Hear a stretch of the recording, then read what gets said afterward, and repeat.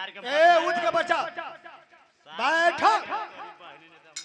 फिर गाड़ी पर हो रुपना रबे को वह कहा लिया। क्या तुम शोभित राम पर लगा रहते हो? महाराज हम बोले हैं प्लास्टिक के जो आदमी जूता चोराएगा उसका अंदर फाली में जन्म होगा और जो चमड़ा के चोराएगा जूता उसका कुत्ता में जन्म होगा। चमड़ा का जूता कौन होता है? कौन होता है? विवाह होता है तो सार का निशानी रहता है। जब विवाह में चमड़ा का जूता देकर मतलब हम सार है तो दिख लगे है। ये तुमको साला लगेगा। दिख लगे ते द्वारे कहलिए, दिख लगे ते द्वारे कहलिए। अच्छा सुनो, सारे बातें को छोड़ो।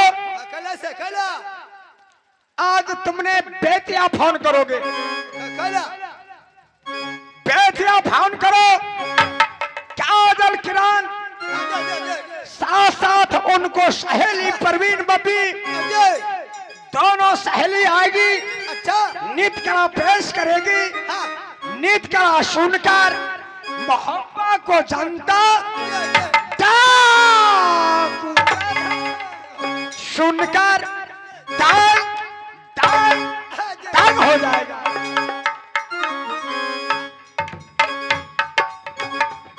अभी अभी फल लगा रहे हैं हमारा, अभी फल लगा रहे हैं। 1 2 3 4 5 6 7 8 9 0। Hello hello hello. अरे तुम कौन बोल रहे हो? हम आदमी है। अरे मैं बासोपट्टी थाना से बोल रहा हूँ। बासोपट्टी थाना से कौन है? मैं बारा बाबू बोल रहा हूँ। ओन सरी सर ओन सरी। अरे साले रखो फोन। जी जी जी जी रख दिया। अरे जल्दी रखो। रख दे जी ना। ये बच्चे ओने नंबर दे दे दे है भाई जी क्यों? दोबारा ओन सरी सर कट गए। हाँ 1 2 3 4 5 6 7 8 9 0 95। हेलो हेलो ए मेहका याबा। हेलो हाँ मैं हाँ आप कौन? अभी अभी अभी मैं मोहब्बत से बोल रहा हूँ। कहिए क्या बात है जी? बात यही है बाजी, हमारे उदल महाराज के दरबार में मनोरंजन आने की प्रोग्राम करना है। हाँ हम लोग 2 बहन हैं। 2 बहन है? हाँ ठीक है, अगर 2 बहन है तो जितना जल्दी होता है उतना ही जल्दी आने के कष्ट करेगी। अरे मगर सट वाला गाड़ी भेज दो। नंबर 60 वाला गाड़ी है? हाँ हाँ अच्छा ठीक है लेकर है जल्दी आइए। बोलो लोलो से नहीं होगा। नहीं बोलो लोलो से नहीं होगा। अच्छा नगर सट वाला गाड़ी भेजिए। ए छरा नंबर 60 वाला गाड़ी फट दे।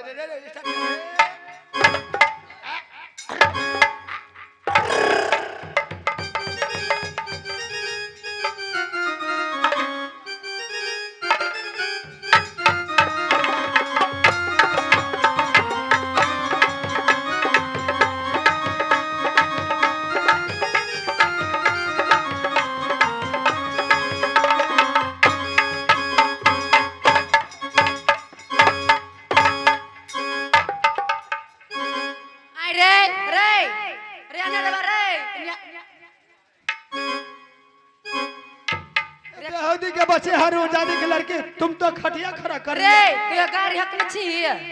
नहीं ये मैं पूछता है बाप जी कभी गाड़ी पे बैठी है? नहीं मैं तो बैठी हूँ। तू हाँ कहा कि नहीं हाँ कहा? ये मैं क्या गाड़ी चलाऊंगा? मेरे बाबूजी गाड़ी चला के रिटायर हो गया था, अब मैं चलाता हूँ। ऐसा करेंगे? हाँ पीछे वाला धुरा टूट गया, आगे वाला धुरा से बैठना होगा। अच्छा ठीक है। आओ बैठो बैठो उल्टा बैठे।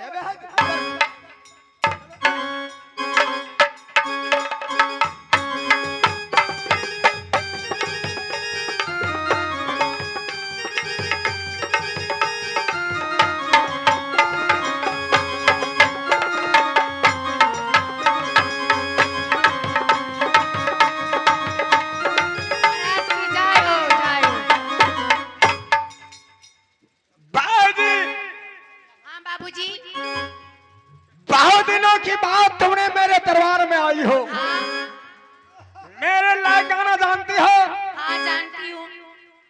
तो मैं फरमाइशी करूं? हाँ जब मैं फरमाइशी कर दूंगा, जब तुम नहीं गाना जानोगी, हाँ तो फिर मैं नहीं बक सकता हूँ। ठीक है। कौन सा रिकॉर्डिंग सुनाओगे या गाना? गाना। मुखारबिन से गाओगे? आय भर मुँह से गालू।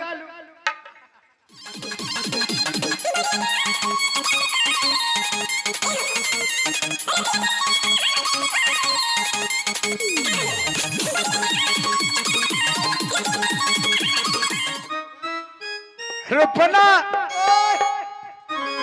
बागी चली गई। 2 मिनट का छले, 2 मिनट का छले जी। 2 मिनट का था। जी जी जी। अच्छा किया, 5 मिनट तो वैसे बर्बाद हो जाता है। हाँ। जाने दो, जाने दो। उसे महंगा इनाम दे देना। पूरा तिजोरी खोल दिया, पूरा पैसा दिया। शाबाश, जी जी जी। ऐसा ही होना चाहिए। जी। भाई अभिनंदन,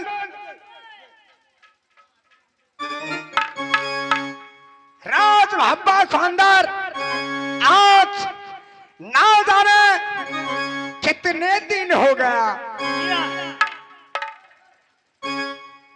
मैंने आज कितने दिन पहले भाभी सोना से मिलने के लिए गए थे। आज उदय सिंह को इच्छा हो रहा है कि जा करके भाभी महल में भाभी सोना से मिलूं। चलो ये सहोदरा, ये उदल के साथ रे जा करके मिले।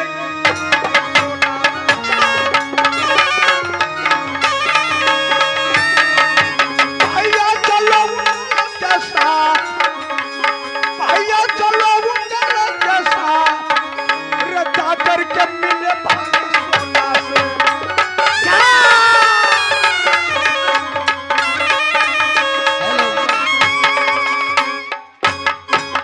Hello hello hello hello.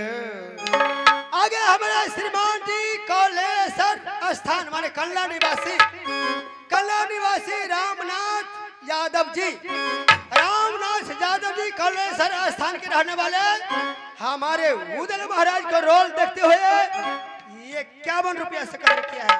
हमारे पार्टी की ओर से लाख लाख शुक्रिया अदा। आपको महाराज जो कहना है जरा बढ़िया से कह दीजिए। साथी कल्लेश्वर स्थान रामनाथ यादव जी, चंदेश्वर बाबा का चेला। शायद आप लोग गए होंगे कन्ना स्थान, तो बाबा चंदेश्वर नित्य दिन दर्शन देने के लिए उपस्थित रहते थे। निज मकाम उनको नेपाल सोहपुर बस्ती में था। हम लोग बाबा को घर पर जाकर ये कंपनी सेवा करके आए हुए हैं। साथ साथ हमारे रामनाथ यादव जी कलना छोड़कर सोहपुर बस्ती में समय बिता रहे हैं।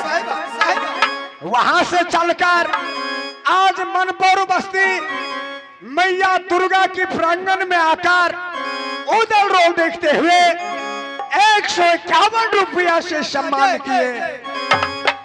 मैं उन महान भाव को मैंने रंगमंच से 10 हाथ जोड़ करके प्रणाम करता हूँ। साथ साथ मैया दुर्गा से आशीर्वाद माना देता हूँ। हे मैया दुर्गा, हे मैया चामुंडा, हे मैया मतेश्वरी जनकनंदिनी, जैसे लंका में तुमने हनुमान को आशीर्वाद दिया था, ऐसा आशीर्वाद दिया कि अजर अमर गुना निधि सुत हो, अजरहु बहुता रघुनायक। हे श्री हनुमान जी महाराज, जैसे आप इस कलयुग में अमर हो गए हैं। ओ बेटा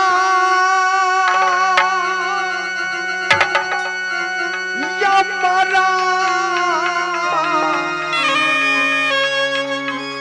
रखना दुर्गा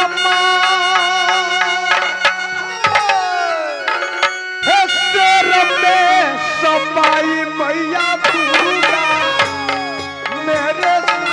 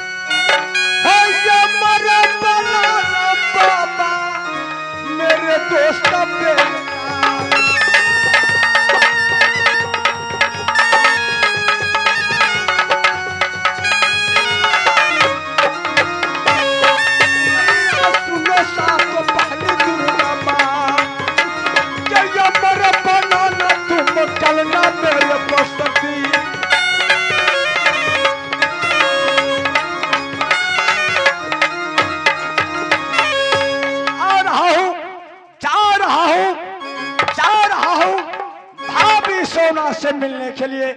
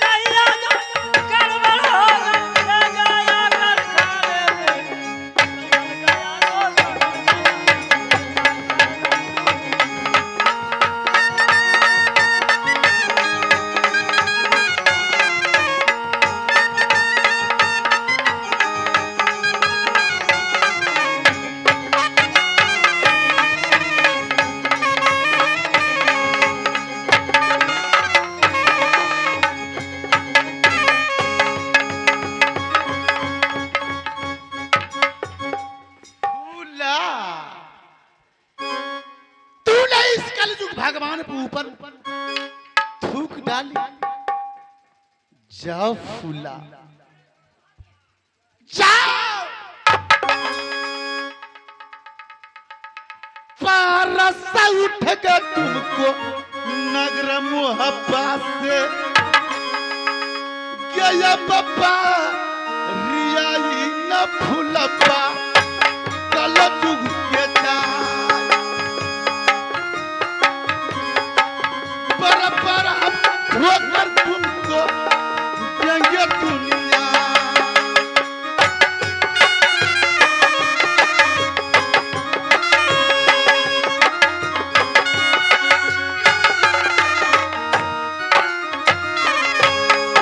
गावा के फूलबा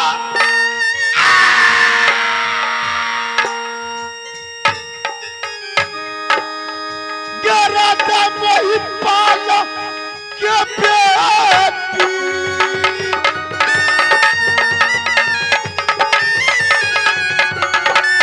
अपना सुनला चल तू के बात के फूका न फेंका तुम गालिया जाती।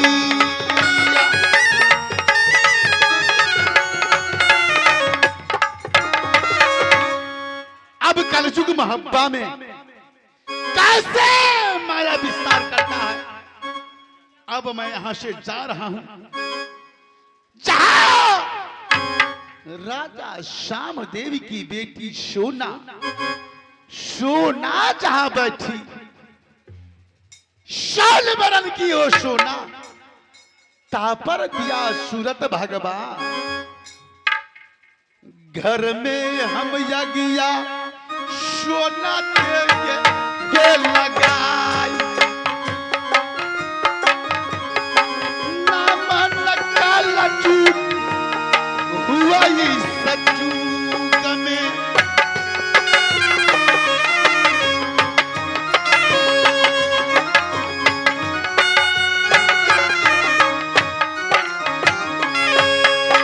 बड़ी होगी सोना ये रंग महल में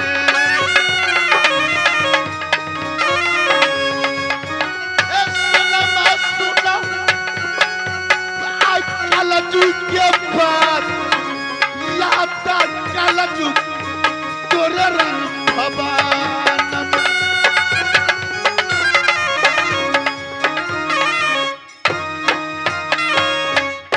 जा रहा हूं ऐसा सबंधु सोना की सोना किया मन घबराए जाको नहीं हरवा करे तैयारी कलयुग शर रहे तैयार। आ रहा हूं सोना आ रहा हूं।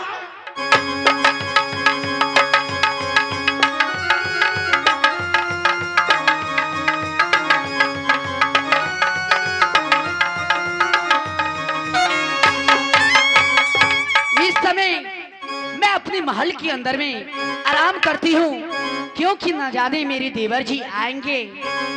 आई करूंगी आराम गति थी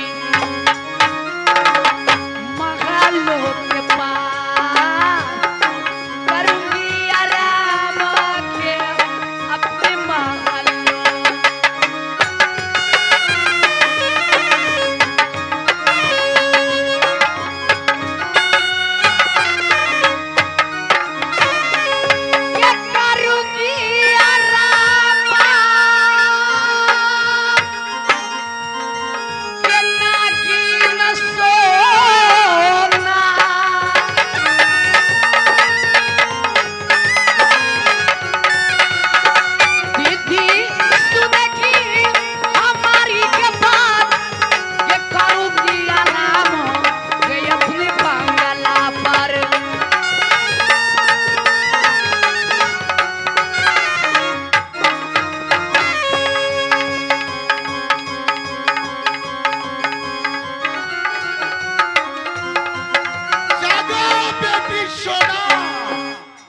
बेटी सोना आंखें खोलो खोल पलक देख अपनी मोहब्बत की झलक। बेटी आंखें खोलो सोना। माँ आप कौन? बेटी मैं माँ जगदम्बा बोल रही हूँ बेटी। प्रणाम माँ। खुश रहोगी बेटी। क्या आप कहना चाहती है माँ? बेटी सोना तू चैन की बंशी बजा रही हो सार मोहब्बा के अंदर। हाँ माँ। तुम्हारी माँ चंपा किला नैना के अंदर बीमार पड़ी है। अच्छा पल में परले हो सकती है अगर तुम मोहब्बत छोड़कर नैना नहीं गई तो तुम्हारी माँ चंपा की कभी भी दम टूट सकती है बेटी। हाँ माँ। जल्द जाओ, अगर ठीक। अपनी माँ की मुंह देखना है तो मोहब्बत से नैना, जल्द जाओ बेटी। ठीक है माँ, मैं बात का पूरा पालन करूंगी माँ। ठीक है बेटी। मैं इस समय मैं अपने वादी को मनाती हूँ, क्योंकि मेरे वादी आएंगे अब मेरे देवर जी को बुला कर लाएंगे। जल्दी से आओ मेरे वादी, नैना के पास। जल्दी से आओ हमारा वादी, नैना के वाली।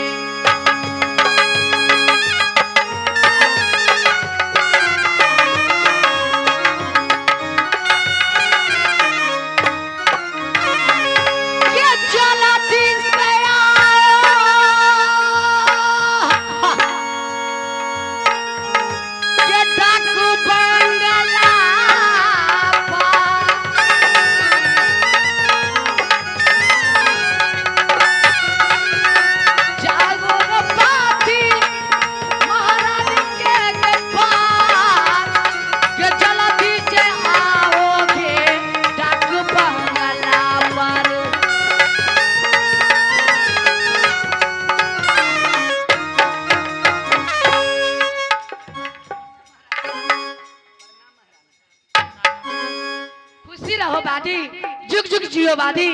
बादी, मैं इस समय मैं बहुत दुख में हूँ। क्या कहूँ, मेरे मम्मी नैना शहर नैना के अंदर में बहुत बीमार पड़ी है। बादी, मैं इस वक्त मैं अपने देवर जी को मैं एक पत्र देती हूँ, तुम जाके मेरे देवर जी को पत्र दे देना और बोलना कि बड़ी महारानी आपके लिए पत्र दिए हैं। क्या बोलोगे?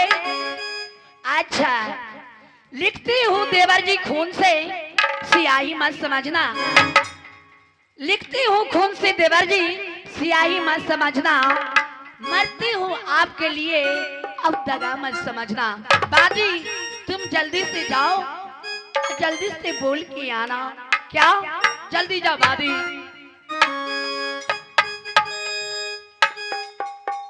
इस वक्त मैं अपने मोती महल के अंदर में जा रही हूँ, क्योंकि मेरी देवर जी आएंगे।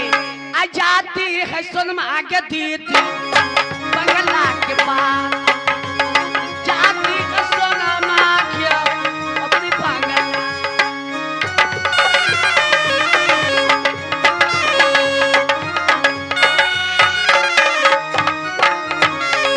क्या जाती है सोना